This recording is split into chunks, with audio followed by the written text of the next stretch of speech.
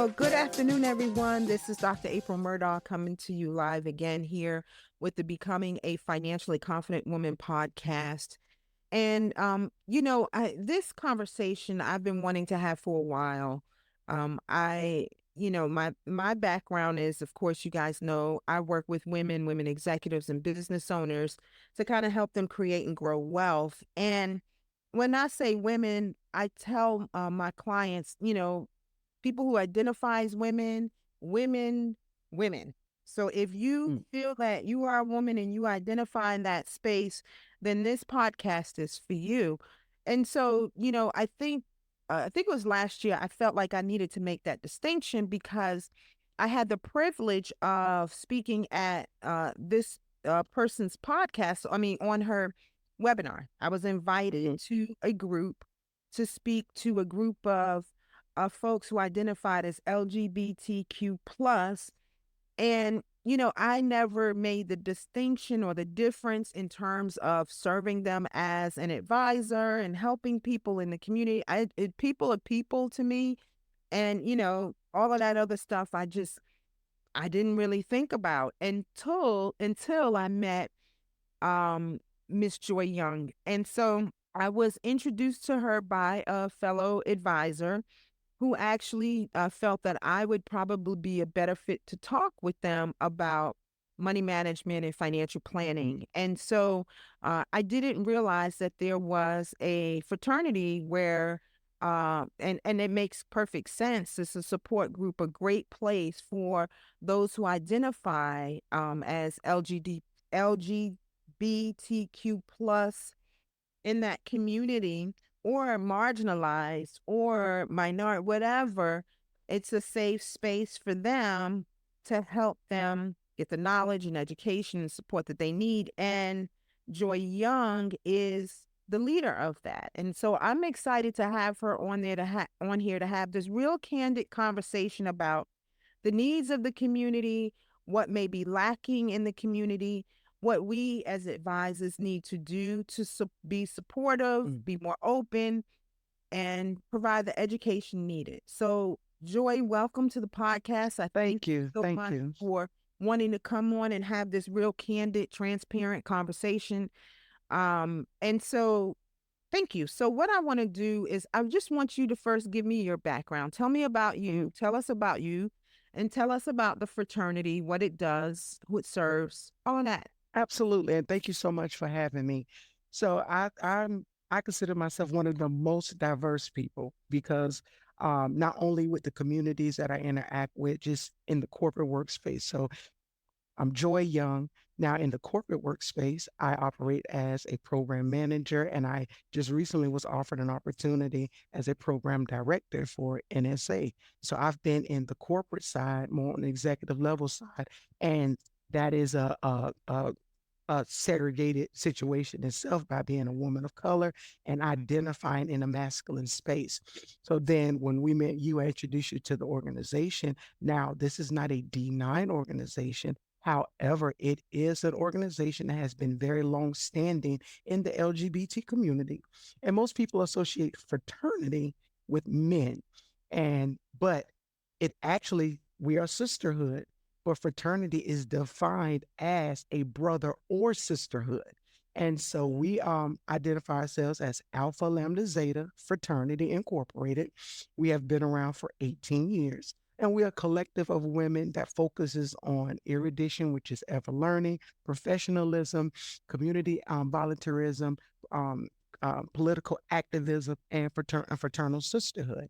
And those are our missions. And we serve communities, not just in LGBT, but men, women, and children.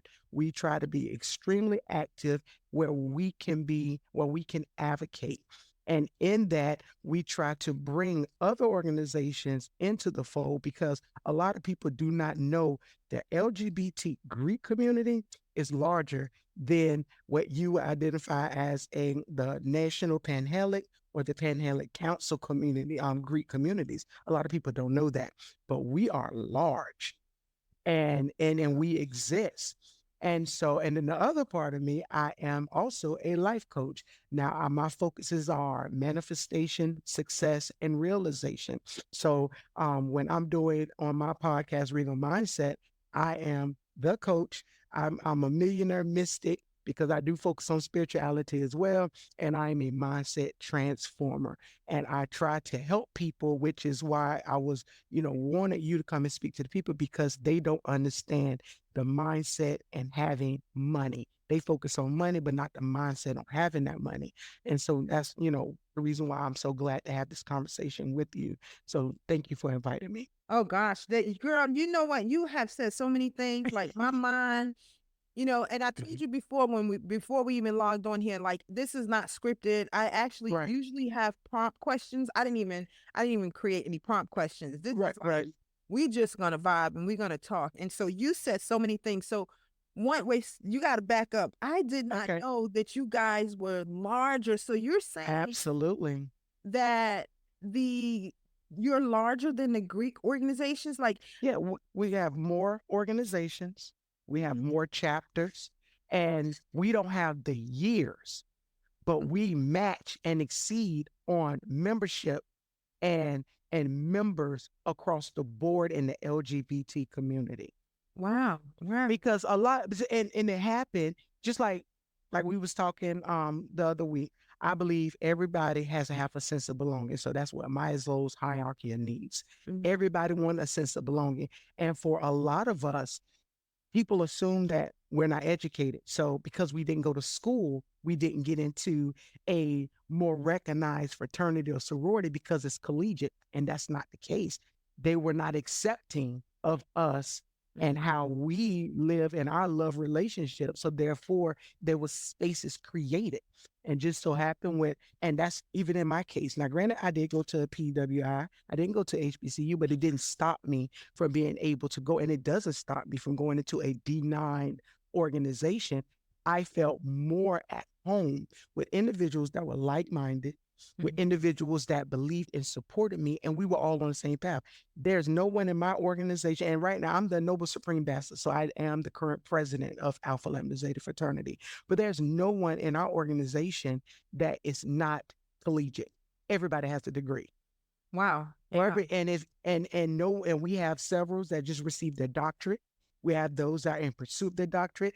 And since I've been NSB, I have partnered with with three universities: Southern New Hampshire, Columbia Southern, and I can't even, oh Lord forgive me, I just forgot the third one, where we have our own programs with them where we get discounts for us and our families, where we're able to get scholarships that are catered for us to pursue our educational goals. So we are in almost every industry possible.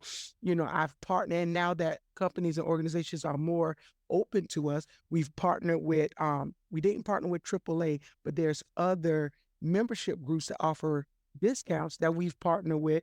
And we're going to continue these partnerships because they're recognizing that how we're underserved. Man, man, man, man, man. So, you are doing so much to move the needle. Like, this is powerful.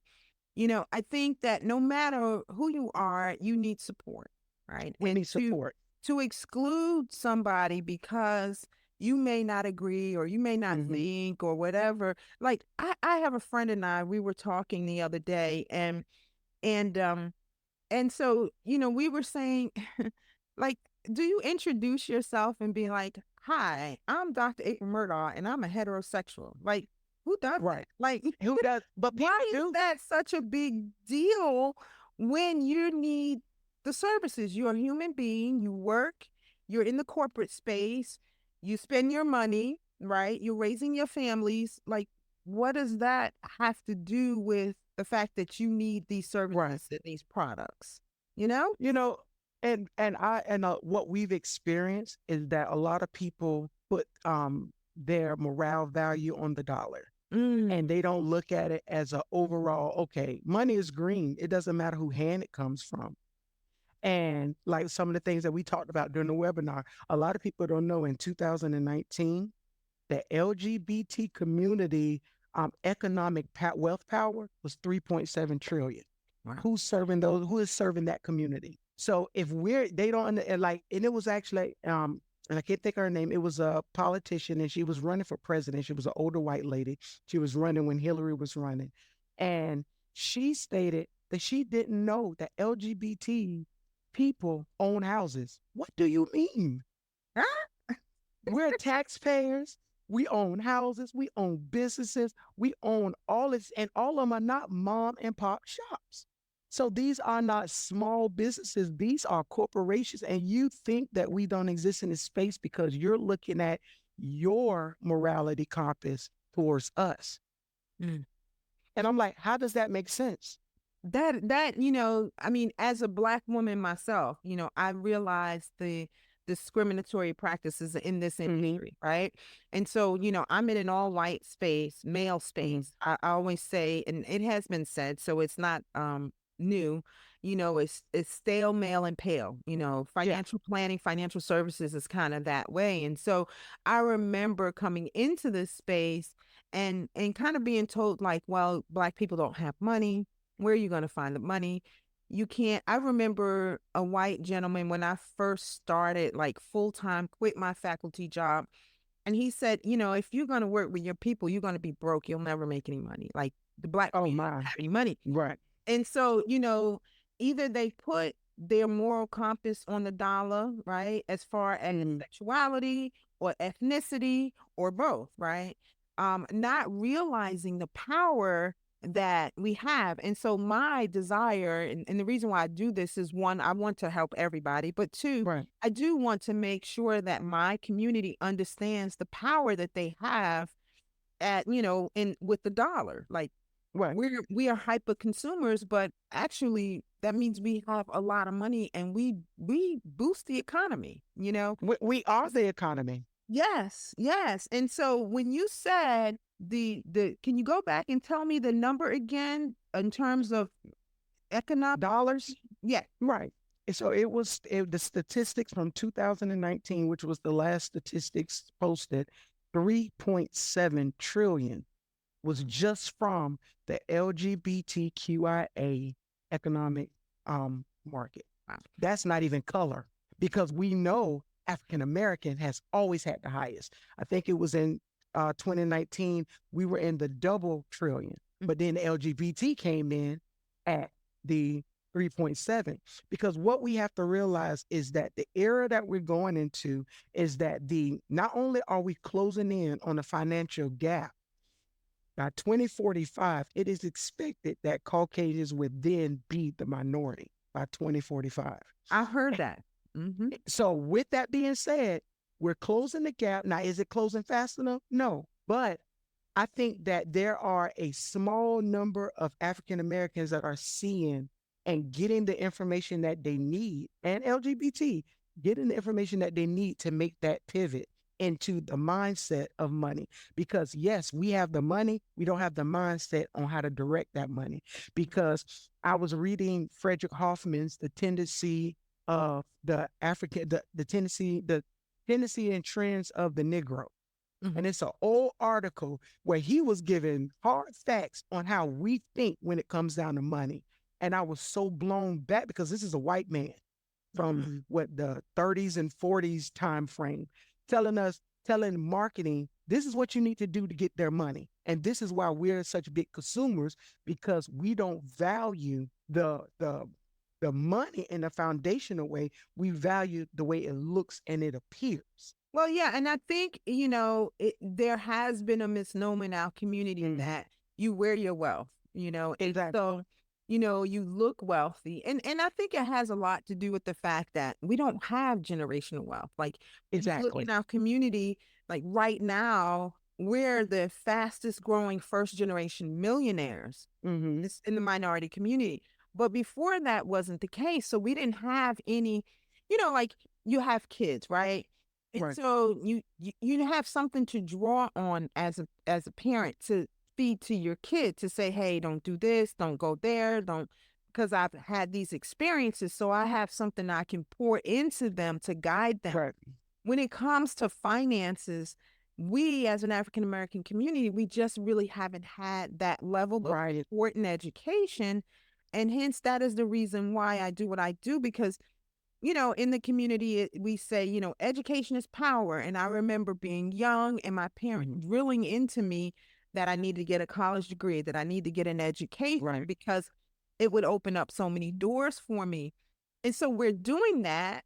But now it's like we need to be educated on how to manage the resources that we now receive as a result of the hard work and the education that we Exactly. have.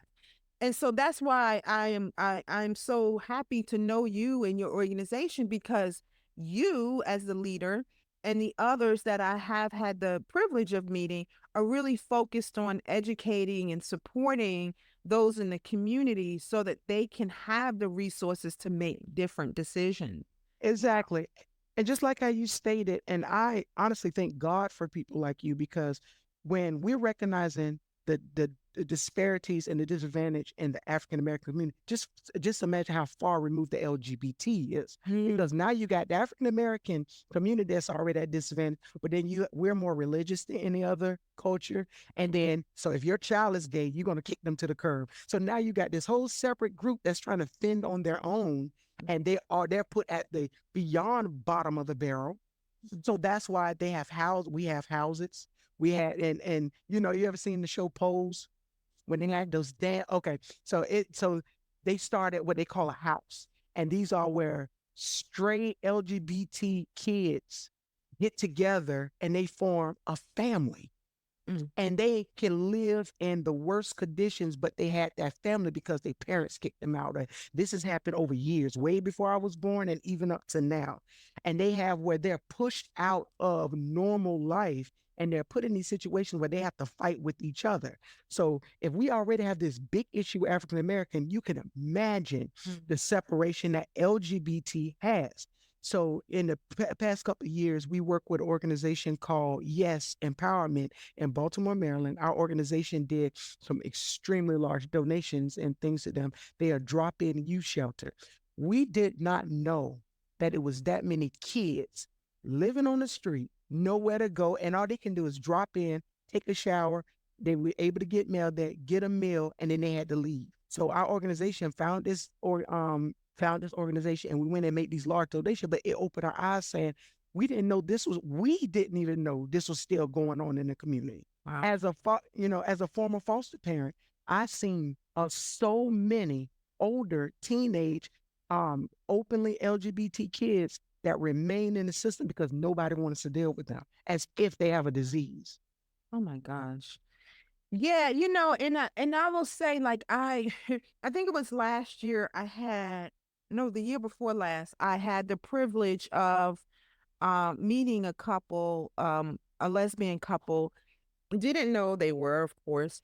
And I was doing a workshop, and they walked in, and after, of course, when we met, they said to me, "We walked in and we knew immediately that you were our advisor." And I was like, I, di- I didn't say anything. I'm just teaching this course. And they said, "Well, we're having a problem finding an estate planning attorney to help us." They had a problem. They finally got it done, but the estate planning attorney wouldn't work with them Right, because of how they identify. I know that as a Black woman, I realize real clearly some of the microaggressions and the way I right, may be discriminated as a Black woman, right? But right, I know I must have been just like in my blinders on. I didn't realize that now in 2023, 2024, that we're still doing this, right, when I heard about so many of the rights that have been given. We're talking about now gay marriage and health insurance and those things that hmm, are supposed to be given.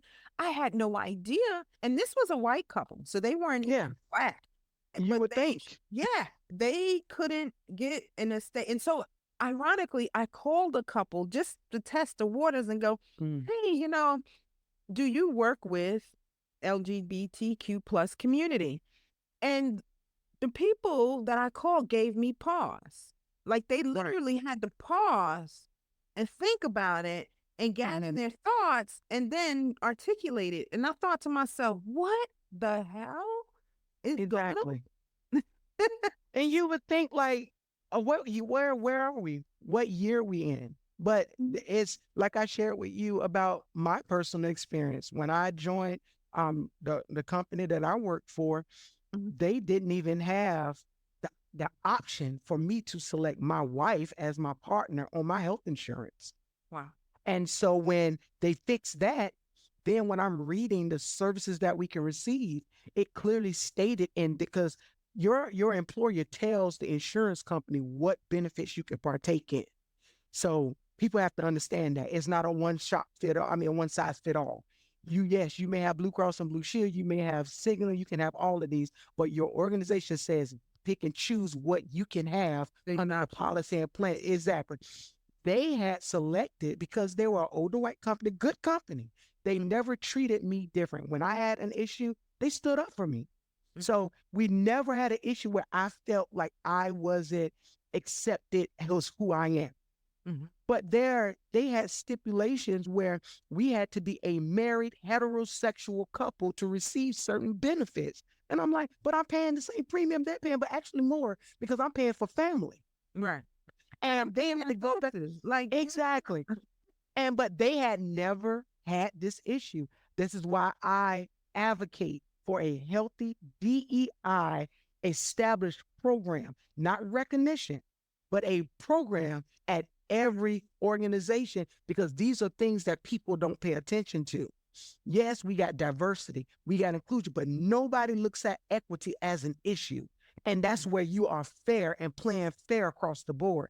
And they miss that. They think, well, it's diversity because we got a Chinese, we got this, we got that. mm-hmm. That's fine. We're included because we have our ERGs, we have a LGBT group over here. I don't care. I need to be equal. Right. And that's where we need equal pay. We need equal rights. We even in the state of Maryland, when we had our daughter, me and my wife are legitimately legally married Mm-hmm. in the state of Maryland. When we got our marriage certificate, I thought that was good enough. When we had our daughter, I went to the hospital. They needed to see proof. They'll never ask a heterosexual couple proof of marriage. Oh my. I had to present proof that we were legitimately married, even though she was on my insurance. We paid for it, proof that we were married. Then, in order for us to get a birth certificate for us to sign, I clearly put parent and parent. They sent me a birth certificate said mother, father. I'm not a man. I don't claim to be. So then I had to hire an attorney who was actually on the webinar as well, Jennifer Fairfax. Wonderful. She's a Caucasian lady, but she fights for our rights here in Maryland and DC. I had to do a second parent adoption on my own daughter in order for me to be legitimized as her parent when a man can walk in and sign a birth certificate and not even do a DNA test. And I say that, so I had to pay extra money to prove that this is my daughter. So even now, when I found we had to renew our insurance at my job, I had to send in her adoption papers because it wasn't enough for her to be claimed, me to claim her as my biological dependent because I don't have no other. She has to be biological because I'm listed as her mother. So again, these are additional fights.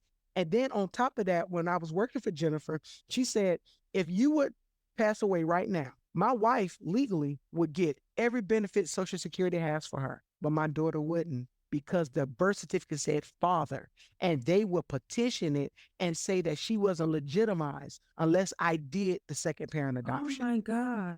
To my daughter. Like we had her together. And I'm like, Mm. are you serious? So she was one of the women that we had on that panel saying, you need to talk to the LGBT community because we don't know. We think, well, we had a baby together and this is this, not knowing that legally we're still not protected. Same thing for men.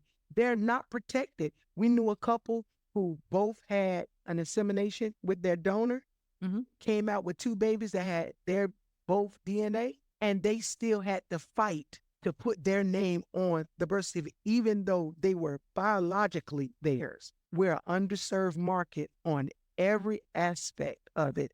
And if we don't make these issues known, it's going to, one, financially drain us because how much I had to pay to get my daughter adopted. And I wasn't even able to claim that on the adoption credit that my job said that was available. Oh, wow. Wow. I mean, you are opening my eyes to so many things. I hope my audience is just pissed off about this because, no matter what you believe, matter what you think, these are human beings. These are people. Exactly. These are our future. These are folks that are contributing to our community in so many valuable ways. And for us to put them in a box and marginalize them because we don't agree or whatever moral, whatever we follow, which is your business, it's horrible. It's definitely horrible. And I think the reason why I really wanted to have this conversation and do this because you know, the help that is needed in that community. I think that professionals like myself Hmm. need to stop, open their eyes, and see that, the work that we do, I know the work that I do, I feel like, well, I don't feel like my whole motto is I serve. You know what I'm saying? Hmm. I serve. My job is to serve. My job is to serve the people that God has for me to serve. Right. Irrespective of whatever. Right. And you guys need to be served Support. fairly, equitably, properly educated because of one, the fact that you contribute so much to the community. Two, it's just wrong. It's wrong in God's eyes. It's just wrong. You don't treat Is his wrong. kids that way. And two, though, the power that you guys bring to the table and how we can help you effectively manage that and help you grow it into true wealth for yourself, which Right. benefits our society. Like it benefits You're saying society. right. You're saying it. It's money on the table, Yeah, and yeah. everybody's walking by it because of where the money is coming from. But it's like, wait a minute. Do you not know that we are in an era and a generation where every generation, well, except baby boomers still there, except the silent generation, but every generation is represented in the workforce right now. However, the most accepting generation is taking over the market force right now. So we're talking about the baby boomers are retiring, the Gen Xer, but I'm a Zennial, really. I'm cross between Gen X and millennial. We're moving into a different level, but the millennials are the hiring ones now. They're more accepting than anybody. So, with that being said, if individuals that are out of that age market don't realize who is now in power, you're going to miss the opportunity of being able to capitalize on an underserved market as a whole. Because millennials are doing the hiring now. That's the reason why we're looking at more of a relaxed culture because they understand they don't want the issues that Gen Xers had to learn from the baby boomers. Like you said, go to school, work hard, retire. Nobody's in that mindset no more. No. No, they're making money other ways. It's people on YouTube playing with toys making money. You would have never thought.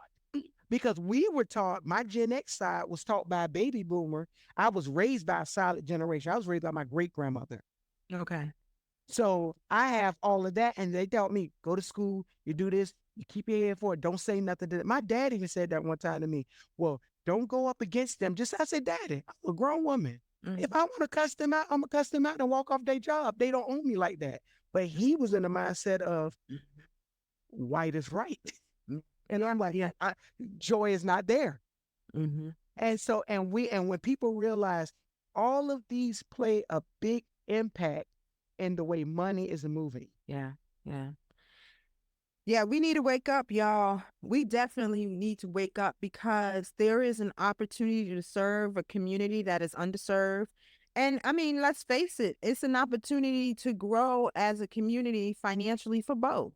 If I teach you guys how to create and grow wealth, then I benefit as well. And Exactly. so, you know, I'm not saying go in with selfish motives, but I mean, really, who would leave $3.7 trillion on the freaking table? And I mean, I wouldn't walk away from it. I would figure out how to get my morals and my mind in check and right and say, hey, I need to do what I need to do to serve the folks that need the help in the education and the products and the services and support and all that stuff that I have to offer.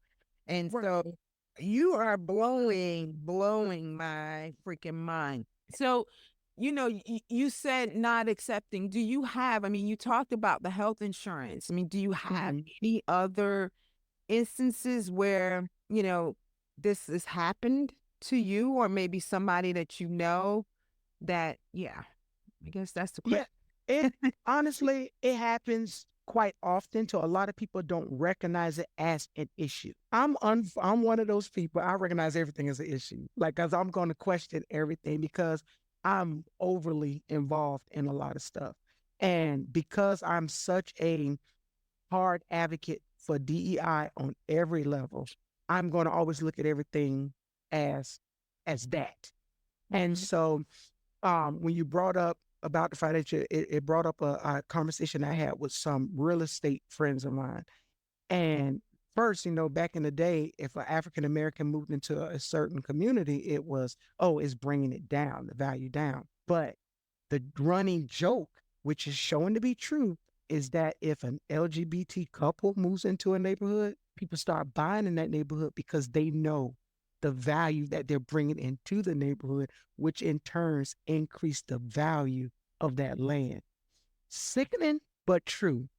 I live in Baltimore, so Baltimore tried to give us a lot of grants and stuff like that, and which is fine, but you have to Mhm. participate in these programs. So one of the programs I participated is called Live Where You Work.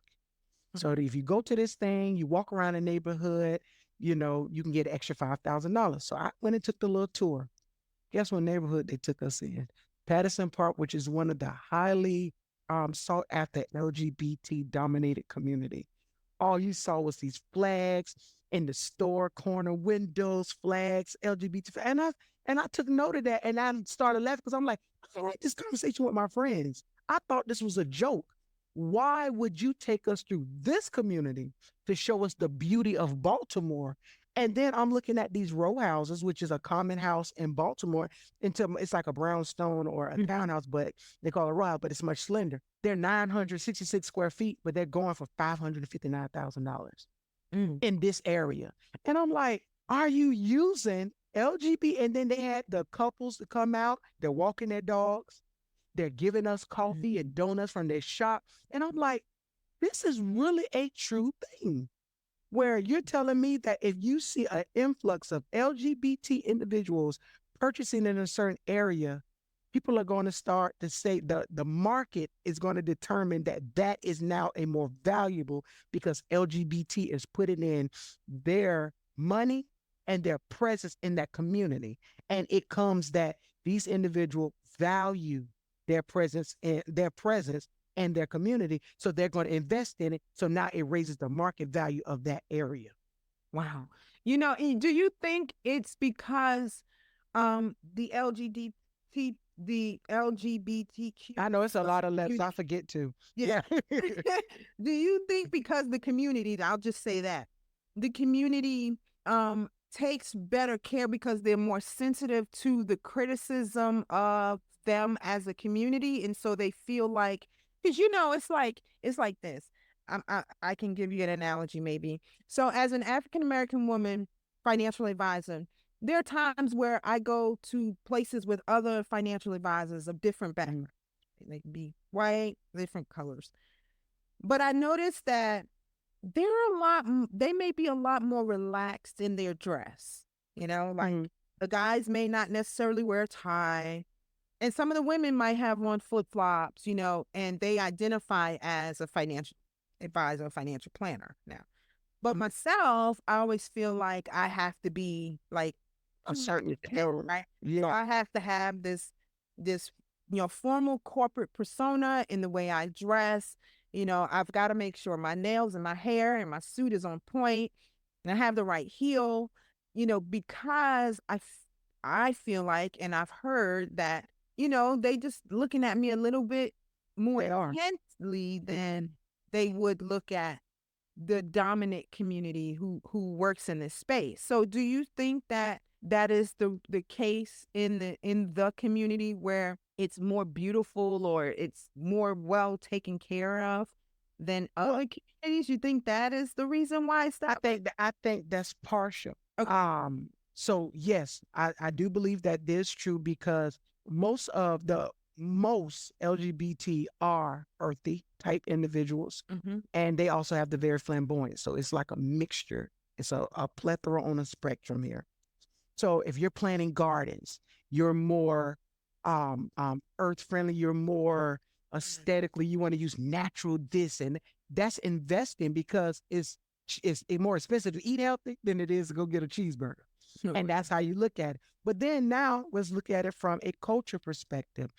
LGBT has always been a staple in the culture of flamboyancy, color, style, and people, especially white people, follow that because when back then when they were establishing the houses and they were doing the underground not Studio 54 but like smaller versions of that underground and stuff, Mm-hmm.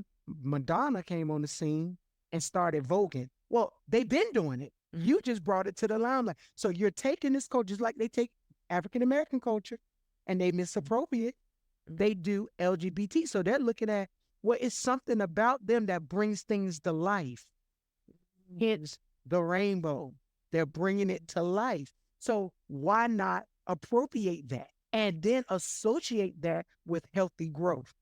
Because it is true. All of it is really not bad Mm-hmm. because you all you're focused, and most people are only focused on their partner. Quit focusing on my sexual preference. Focus on me being a human and what I'm doing to be in society. Right. And how I'm So, contributing and making it and how a could better place. Mm-hmm. and but then one thing about it is the marches because I had to understand this so well because I'm not walking around with a flag on my forehead. You know me, I am what I am. But when you're looking at individuals that did the walks and the march and things like that, it was because not just to be seen and be at a parade, it's the fact of how we did marches to Mm-hmm. sit in restaurants. LGBT did marches to exist without getting beat up at night. And then so it's all about existing that people are not looking, but then yet and still you take the culture of the non-existent people and you appropriate it and you use it as a trend to value housing, to value clothes, to value everything you need to market to be sold to for a consumer. Wow. So you're benefiting from it. You just don't Yeah. want to give a recognition for it. Wow. That's true. I mean, I know a couple years ago, I have a daughter that lives down in Fort Lauderdale. And so one time I went down there, I reserved an Airbnb. Looked beautiful. She knows I'm very picky. They say I'm bougie or whatever. It's fine. I see that. There are some, I have some standards, right? And so I found this Airbnb on my own. Usually my kids will find it for me. And it was in a really beautiful area. I think it was Wilshire or something like that. Yeah.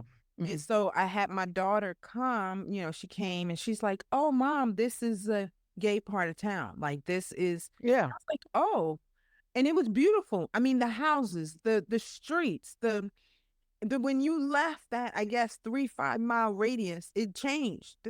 Mm-hmm. The whole feeling of the neighborhood just shifted. And so I was even like, "Girl, you need to buy a house in here." Like, But but yeah, yeah, most of the areas are. yeah, it was definitely. Now I can't, yeah, I can't, I don't know that I've been to every area. I'm from New York, so Mm, big diversity there.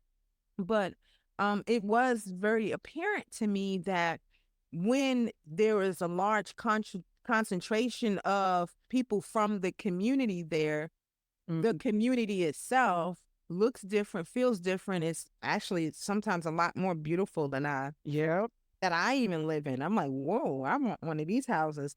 So, you do say a lot when you say that, you guys uplift the economy Mm, and in many different ways and how you need the support. So tell me what exactly would somebody like myself or someone else in real estate, those areas that, you know, you may have experienced some marginalization. What do we need to do to properly serve you, irrespective of our moral compass? Like, what right. do you need to see from us? We need to see more presence because we have a very limited network of availability. Mm-hmm. So we don't know you exist, just like y'all don't know we exist. Mm-hmm. We don't expect you. Now, I'm going to use this because this is the truth. When African Americans was on the run from slavery, they used to go to houses that always had the star on it because they knew that was a safe place. So in the LGBT world, if there's a flag in the window, we know that that's a safe place, that they accept our services. Mm-hmm. Because we went through a time where you couldn't even get nobody to officiate your wedding, which is one of the reasons why I became an officiant, because why not? We can get married. Or they would charge thousands of dollars to marry you. This was before, this was after marriage became illegal. Or to bake a cake. Oh, you would turn me away because you have the right to say. Okay, all right. So then we had to create our own green book in order to get this done. Mm-hmm. So now we're telling people I'm not a financial guru. So I have to reach out to somebody who knows finances. I make the money. And like I told you, I was horrible with it. I went through it. I don't know where it went. I can't tell you where it went. So then when we reach out to somebody to ask for help, and it's like, well, I can't help you. But why? You said you do this. And then now do you want me to sue you? Okay, why do we have to get in that when you could just make yourself available? Mm-hmm. Saying, okay, it's not about your morality. And for those who are looking at it from a spiritual perspective or a religious perspective, you're not going to go to hell because you helped me put my money in the right place. You're not going to hell for that. Let me handle me and God. You worry about what I'm employing you to do. That's right. And I think that's the biggest thing. Understanding if you want to market, partner with individuals such as Alpha Lambda Zeta Fraternity Incorporated.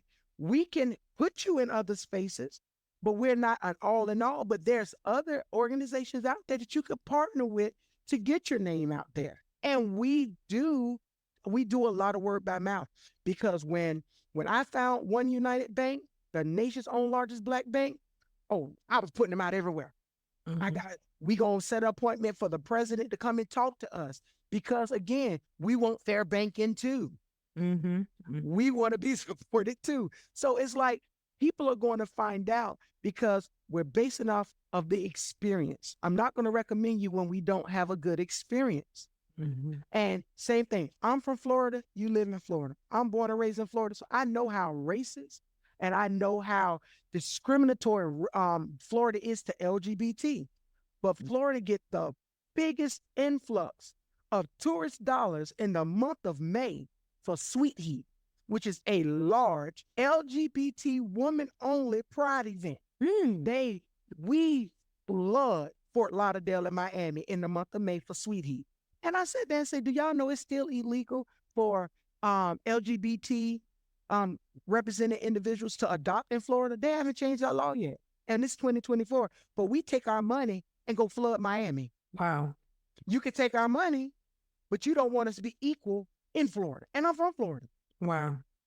So I tell people, put your money where your money is more valued. Mm-hmm. Go somewhere else. Go to Colorado. You ain't got to come back to Florida to keep giving them money because they don't want it. Same thing with individuals with businesses such as yours and other industry businesses, life insurance, all of it. Mm-hmm. Mm-hmm. It should be fair questioning. I should not have to tell you my sexual preference on an application for life insurance. Mm. Now I do. They changed some of that now. I have did some of it, but you're right. Yeah. Yeah. Because they relate that sexuality to how deviant you are sexually. That doesn't mean that. I'm with one partner. Just because I'm a lesbian, you're going to put me in a category of what you thought of how you think about gay men and the AIDS epidemic. No, you can't do that. Yeah. Yeah. So you need to give us fair questioning. My life insurance should be based off of what everybody else is based off of.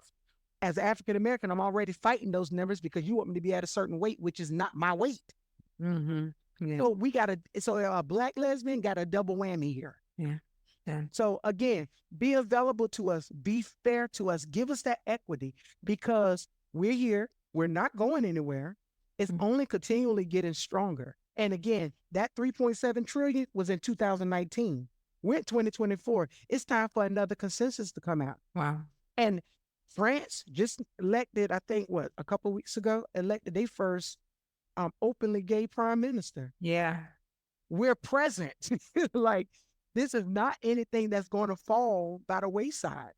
So if Mhm. you're not getting with the game plan, you're going to lose out on so many opportunities of financial success for yourself Mhm. because of your moral compass that's pointing in the wrong direction. Yeah. Yeah. No, you said a mouthful there. You said a mouthful there.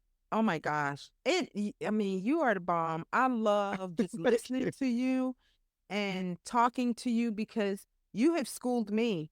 You know, I thank you for that. I really thank you for that. I didn't realize that in the community these things were still an issue. I'll be honest, I guess I was blinded by, okay, well, this legislation was passed and they have these rights now. But I should know, right? As a black woman, I should know, like, yeah, well, heck, we've been able to vote for how long, and with civil rights and all those things, and we still have all the issues. We didn't get Juneteenth until 1865, but we was I know, free how many years? I know. They don't. I have clue. I guess I was so myopic, and I'm in my own space, and I'm thinking about me as a black woman, and not really opening up my mind. So, the gift in this relationship really has been what I have learned from you, what I have learned from the organization, and the ability to now change my messaging. Like, I think it was after I met the couple that I mentioned earlier. I was like, I had to go to my friend and my daughter. And my daughter is all about it.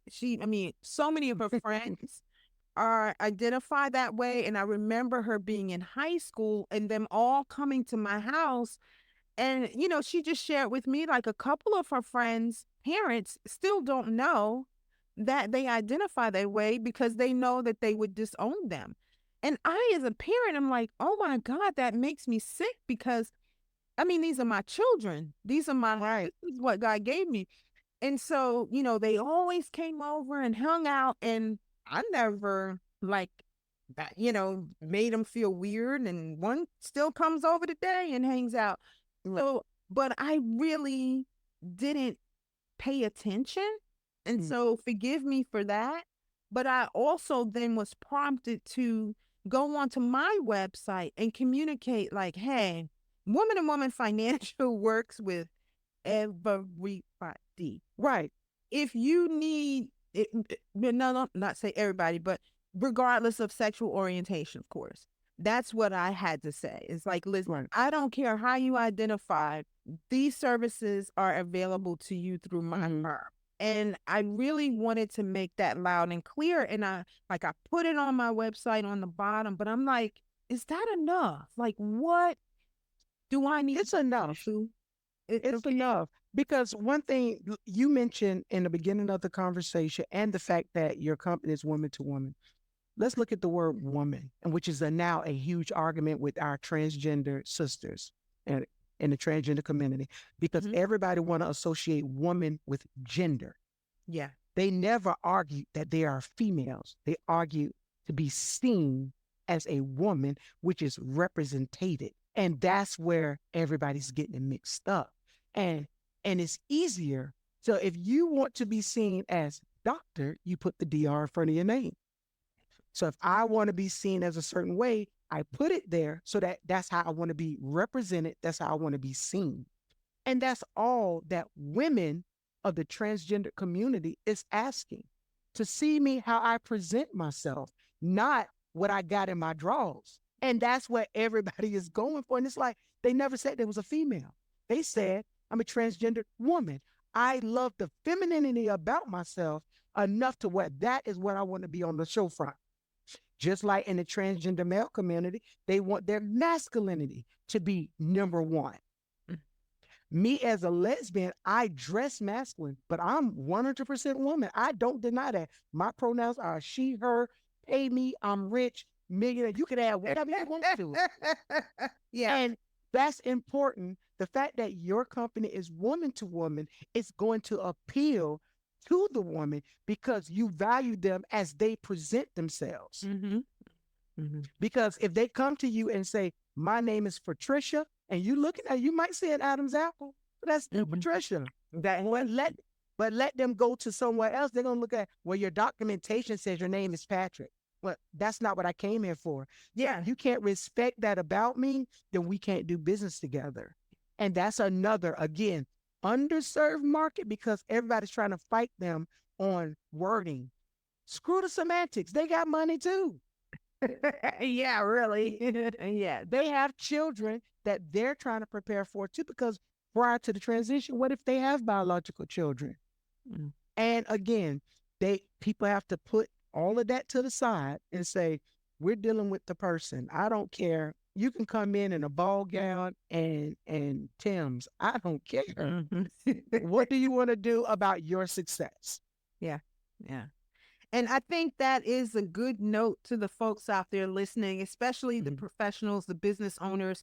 Listen, you deal with yourself. I am not telling you what to do.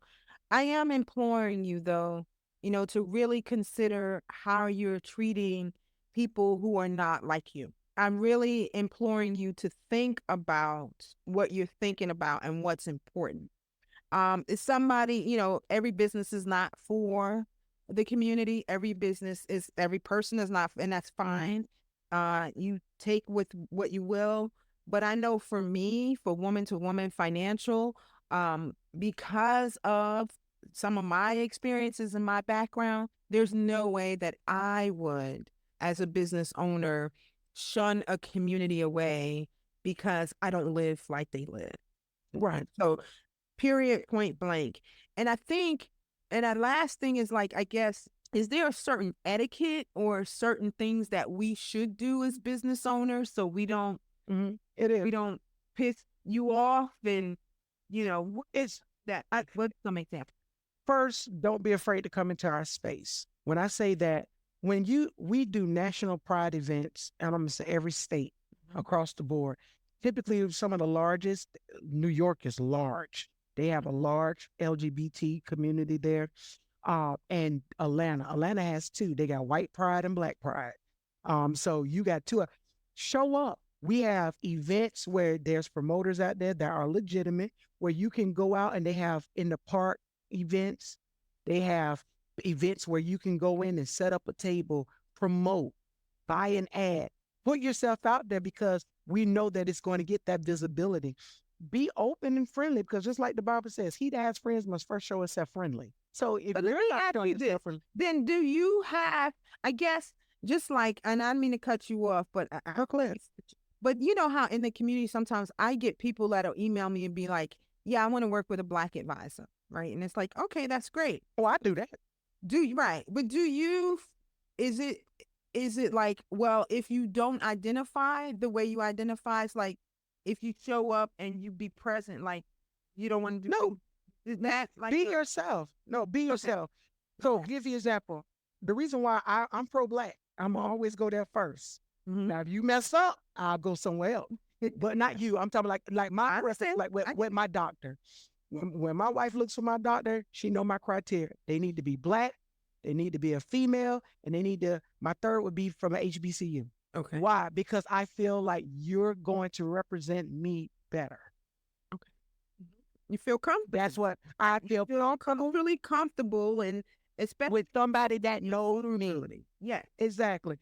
So that's what I want to go with. But when you're not LGBT, it's still okay because we want you to present. And like you said, about one of the things that you can do is to be open to what they are. Don't dismiss what they're saying. If a person introduced themselves as Patrick and you're looking at them and you're like, I see Patricia, don't Patricia them. Mm-hmm. They introduce themselves as Patrick. What's wrong with saying, well, Patrick, nice to meet you? Mm-hmm. Don't say, well, whatever you call yourself. Now it's about being wrong. Mm-hmm. And that is what I experienced. That's The workforce. It's disrespect. But I experienced that in corporate America. I had a gentleman where I don't know what bathroom you want to use. I said, excuse me? Because I asked them to point me to the restroom. I didn't say to the female restroom, man. I said, point me to the restroom. Well, whichever bathroom, I don't know which bathroom you want to use, but it's over there. Okay, now you want to rumble. So if somebody comes to you, you can, and it's okay to ask, well, what are your pronouns? Yeah. I go to Starbucks often, and I try to keep that in my mindset because I'm old school gay. It was either gay or straight back in my day. Uh-huh. And then now we got We have all this. Yeah. I got to figure out. So I ask, what are your pronouns? And they say, oh, well, you can call me they. Well, they. I try to make that a habit because it is uncomfortable for you to call somebody they when you're thinking, well, wait a minute, that's too much. And again, some people do go overboard with these pronouns. I'm gonna be honest with you. I'm still trying to figure that out. So be open to how they present themselves. Well, how would you like me to identify you? And as a parent, and you brought this up, and I want to make this real quick. A friend of mine, her daughter identifies in the LGBT community. But when we was talking, and she's a real good friend of mine, I noticed a different flag on her daughter's wall. And I said, ask your daughter, what are her pronouns? And her daughter said, my pronouns is he and they.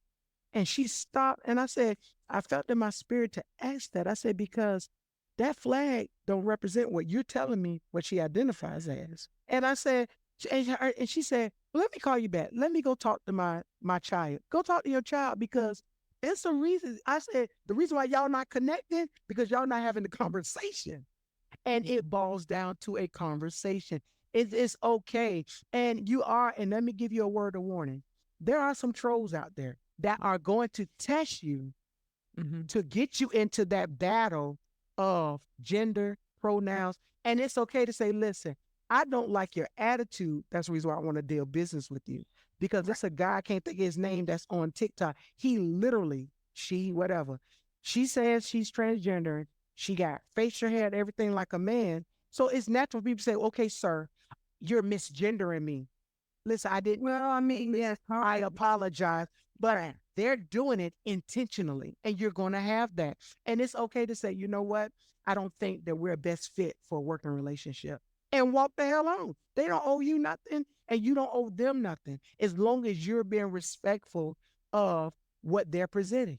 You ask, and if they tell you to call me she, and you continually calling them something else, yeah, that's different. well, and that's a good point because I remember I was a full-time professor, and this is kind of when the whole changing, people being able to change themselves physically, and a student came in, and she was clearly a she, but she was transitioning.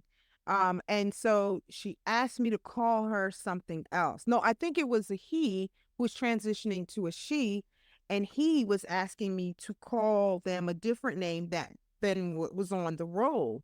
And so I was like, I was taken aback because I had never had anything like that come to me.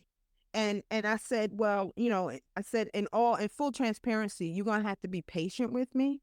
Right. Not that I don't respect you, but I'm looking at, let's say, Marsha right here or Jim, and you saying call you Marsha. I've got to process that. So would you be patient with me? Because I'm also looking at you, and you look like Jim, and this is my first go round. Exactly. So I tried. I was like, I'm not trying to offend you. I just want you to understand that if I slip up, it's not out of sheer disrespect. Right. It's just that what I'm looking at here and what I'm looking at there doesn't necessarily match. So it's going to take me some time.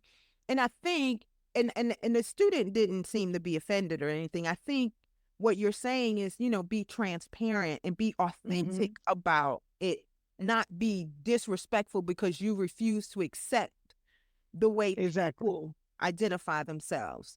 But you be authentic and say, hey, listen, I'm not saying I agree or disagree. I might have to practice this a minute. So can you give some grace?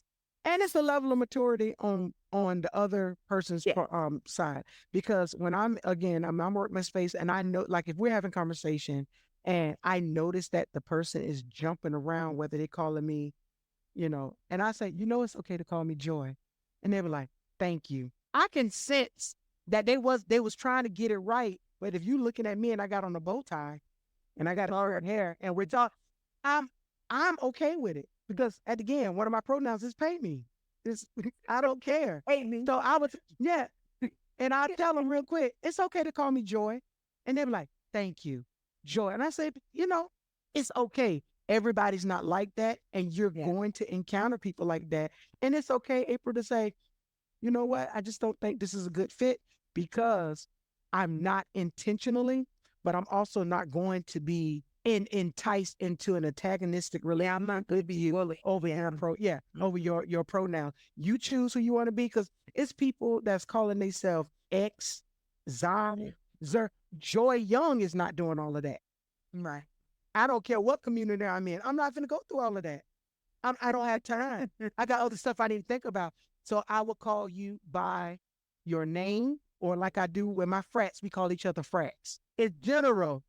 You're my frat. I don't care if you non-binary, what. I don't care. I ain't got time So, to do that. and you know, that's a good point because I think when I led this podcast and I introduced you, you didn't correct me, and maybe you should have, but I said Miss Joy, right? And so that Oh, but I am. Yeah, I'm okay, she, so her.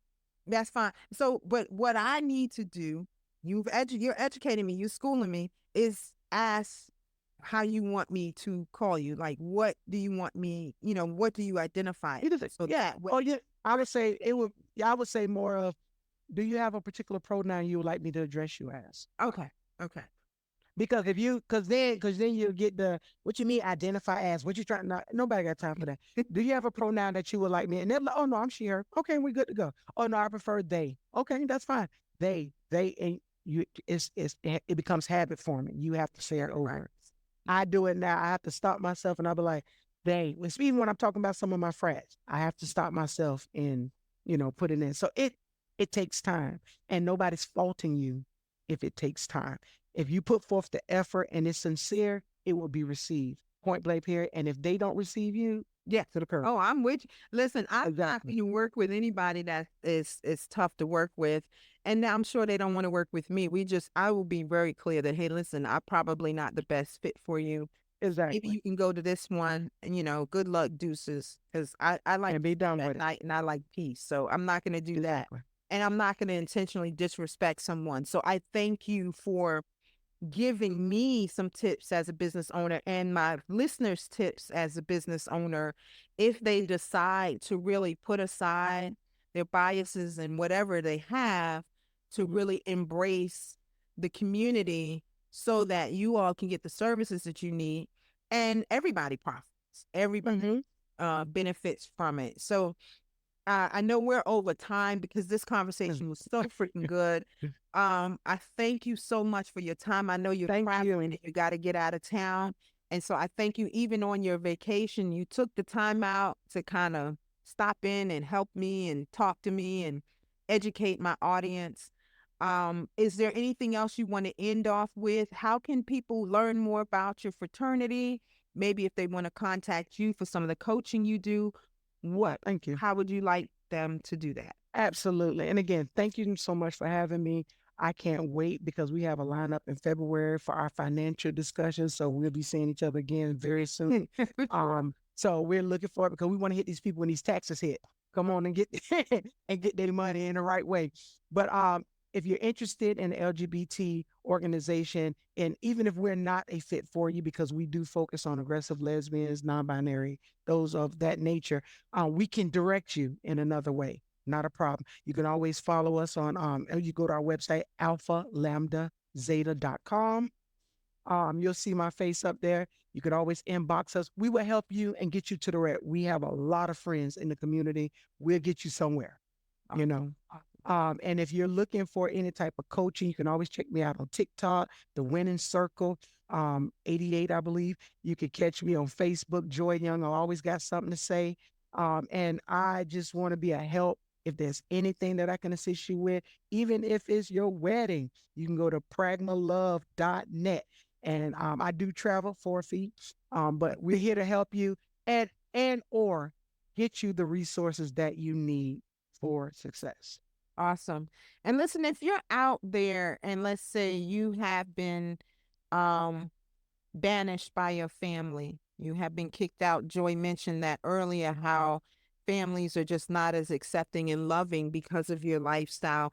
I think Joy mentioned in Baltimore, they have a resource and they partner with an organization that kind of helps that. So if you're in that area, I would say reach out to her, reach out to their organization, and I know they can direct you. We want you to make sure that you're safe. You know, we want you to be housed. We want you to give the love and support from the community that will help you. And so I Absolutely. can't imagine how it would feel to not have your family.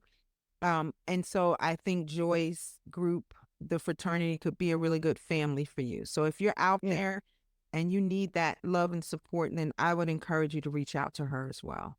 Or if you know somebody, real quick, Covenant House is typically in a lot of different states. They would be a good point of contact. But reach out to us. We'll find your location and we will reach out to our resources to find you the best help. Awesome. Awesome. Man, thank you. You are a blessing. Thank you. Thank you. Travel safely, and I look forward to talking with you again. Thank you so Yes, much for ma'am. your time. Thank you so much, April. Dr. April. You're fine. Thank you. Bye bye.